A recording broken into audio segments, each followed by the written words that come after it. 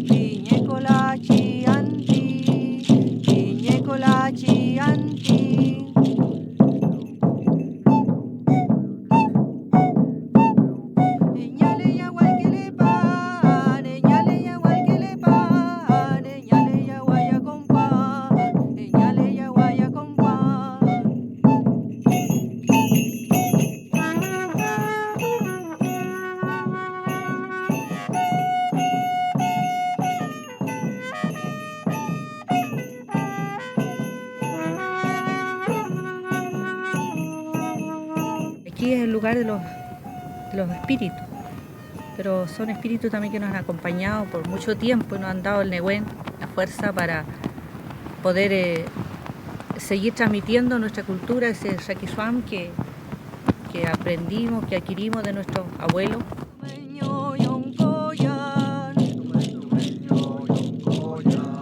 De alguna manera hay que decir lo que sentimos y esa manera era a través del canto, a través de la música.